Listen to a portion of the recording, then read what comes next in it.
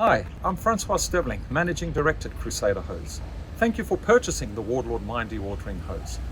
Please take a minute to review this critical piece of advice when handling your hose to ensure successful and long-lasting life.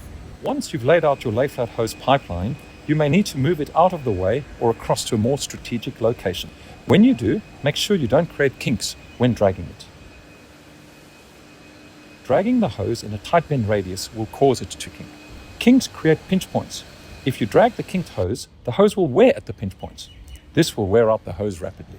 So, grab a sling, lift the end of the hose, and while dragging, keep the hose relatively straight and flat. This may require several steps to position the length of hose in the essential flat manner. Driving over the hose shouldn't cause damage, but if there are sharp rocks underneath the hose, this will also cause pinch points and will cut and damage the hose. If by accident this happens, cut out the damaged section and connect the hose ends with couplings. If you want your hose to last many years, ensure that you drag it unkinked. So, move your Warlord with confidence. Think, don't drag on the kink.